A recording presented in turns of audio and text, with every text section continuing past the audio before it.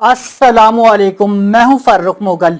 अगर आपने मेरे चैनल को अब तक सब्सक्राइब नहीं किया है तो मेरे चैनल को सब्सक्राइब करना मत भूलिए और बेल के बटन पे क्लिक कर दीजिए ताकि आपको मेरी आने वाली वीडियोस की अपडेट्स की नोटिफिकेशन मिलती रहे। अभी की जो मेरी वीडियोस में मैं आपसे बात करूंगा कि फ़ीमेल को शादी से पहले कौन से टेस्ट करवाने चाहिए जिससे पता चल सके कि फ़ीमेल इनफर्टाइल है या फर्टाइल है। ठीक है, या फिर आप यूँ कह लें कि शादी के बाद जो है फ़ीमेल अगर कंसीव नहीं कर पा रही होती तब भी ये टेस्ट करवाए जाते हैं देखने के लिए कि फ़ीमेल इनफर्टाइल तो नहीं, कहीं फ़ीमेल के अंदर कोई बांझपन तो नहीं या बांझपन की कोई अलामत तो नहीं। तो मैं इस वीडियो के अंदर आपको उनके टेस्ट के नाम वगैरह बताऊंगा और उसको मुख्तसर एक्सप्लेन करके उसकी थोड़ी सी वजाहत करूंगा ताकि आपको समझ में आ जाए। ठीक है, पहले मैं आपको सिंपल ब्लड टेस्ट के नाम बता देता हूँ, फिर मैं आपको अल्ट्रासाउंड के नाम बताऊँगा। बेसिकली आप कह लें कि हार्मोन्स के कुछ टेस्ट होते हैं जिससे काफ़ी कुछ वजाहत के साथ पता चल जाता है। जो टेस्ट वगैरह के नाम है और अल्ट्रासाउंड के नाम मैं आपको इधर लिख कर भी शो कर दूंगा वीडियो के अंदर। ठीक है, साथ साथ ताकि आपको प्रॉपर तरीके से समझ में आ जाए, डिस्क्रिप्शन में भी दे दूंगा। ठीक है, मैं आपको एक करके बताता हूँ, फिर मैं आपको उनको बिल्कुल मुख्तसर सी उनकी वजाहत कर दूंगा। बेसिकली टेस्ट होता है सीरम TSH, एक टेस्ट ये हो गया। ठीक है, ब्लड टेस्ट है ये। और एक और टेस्ट होता है वो है सीरम प्रोलैक्टिन लेवल। ठीक है, ये टेस्ट होता है और सीरम AMH लेवल चेक किया जाता है। ये तीनों का एक तरह से आप कह लें, चौथा कह लें आप, चौथा जो है सीरम FSH और जो है LH लेवल। तो ये बेसिकली चार जो है हार्मोन्स के टेस्ट होते हैं। पहला जो है बेसिकली जो है वो TSH है, तो उसके अंदर, और दूसरा जो प्रोक्टैन लेवल है तो उसके अंदर जो है आप कह लें कि फ़ीमेल की जो ये देखा जाता है कि एग वगैरह उनका रिलीज़ हो रहा है या नहीं हो रहा, मतलब उसकी जो सूरत हाल वगैरह, उसकी कंडीशन वगैरह। बाकी जो AMH है उसके अंदर देखा जाता है कि एक प्रॉपर तरीके से बन रहा है नहीं बन रहा, और जो है आप कह लें ओवरे की सूरत हाल वगैरह इस तरह की देखी जाती है। और चौथा जो मैंने आपको टेस्ट बताया जो कि FSH था और LH लेवल, इसके अंदर बेसिकली ये चेक किया जाता है कि फ़ीमेल को कहीं जो है आप कह लें कोई बीमारी तो नहीं, उनको PCOS तो नहीं जिसकी वजह से आप कह लें कि उनके एग बन ही नहीं रहे हों और एग जो है बड़ा हो ही नहीं रहा हो, यानी कि फॉलिकल। तो जो है ये सब सूरत हाल देखी जाती है। अगर इनमें से कोई सा एक टेस्ट भी या फिर आप कह लें हार्मोन्स वगैरह सही नहीं हो तो प्रेगनेंसी नहीं हो पाती।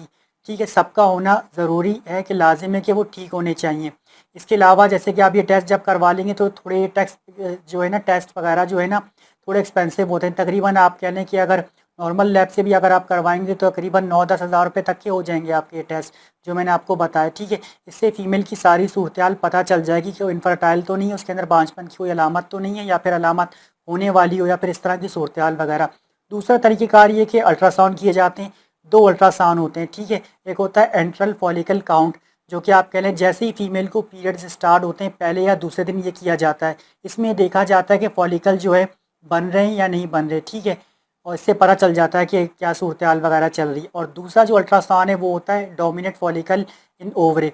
ये अल्ट्रासाउंड जो है बेसिकली ये 10 दिन के बाद होता है। जैसे एग्जाम्पल के तौर पे पहली तारीख को अगर पीरियड हुआ, 7 तक अगर हम पीरियड्स के डेज वगैरह काउंट करें, ठीक है, इस तरह से 10 तारीख जब होगी तो उसके बाद ही क्या किया जाता है, इसमें चेक किया जाता है कि डोमिनेट जो फॉलिकल वगैरह बन रहा है नहीं बन रहा है, जिससे आगे प्रेगनेंसी हो सकेगी या नहीं, कि एग बड़ा हो रहा है या नहीं हो रहा और उसकी सूरत हाल वगैरह क्या है। क्योंकि जो है एग जब बड़ा होता है तो कुछ कुछ दिनों के बाद, वो एक एक दिन के बाद से बड़ा होता जाता है।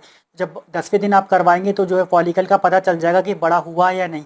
10वें दिन करवा सकते हैं, 12वें दिन करवा सकते हैं, 13वें 14वें दिन, तो 14वें दिन के बाद से तकरीबन या 14वें दिन तो बिल्कुल वो रेडी हो जाता है ओवुलेशन के लिए। ठीक है, तो आप कह लें कि ये अल्ट्रासाउंड करवा ली जाएँ या फिर जो ये हार्मोन्स के टेस्ट करवा ली जाएँ। इससे फ़ीमेल का जो है पता चल जाता है कि उसमें बांझपन की अलामत है या नहीं है, या हो रही है, या क्या सूरत हाल है।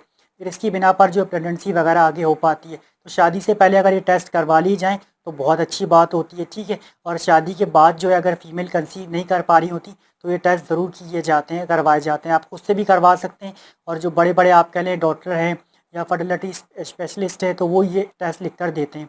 थोड़े एक्सपेंसिव तो होते हैं लेकिन ये करवाने से सारी सूरत हाल कंडीशन पता चल जाती है। अल्ट्रासाउंड के जो नॉर्मल रेट्स वगैरह हैं तकरीबन 600 से ये स्टार्ट होगा आपका अल्ट्रासाउंड, 1000-1200 तक का हो जाएगा तकरीबन। और जो है कुछ लोग जो है डोमिनेट फॉलिकल जब चेक करना होता है तो वो 2-3 अल्ट्रासाउंड भी करते हैं ताकि प्रॉपर तरीके के साथ समझ में आ जाए, पता चल जाए।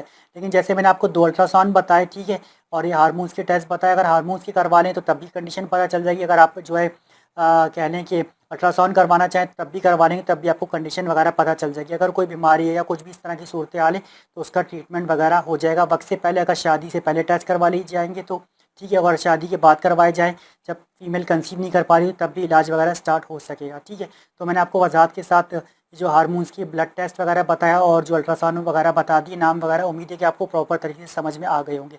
अब आप मेरी इस वीडियो को लाइक करना मत भूलें, कमेंट करना मत भूलें, शेयर करना मत भूलें। मेरी आपसे मुलाकात होगी नेक्स्ट वीडियो में।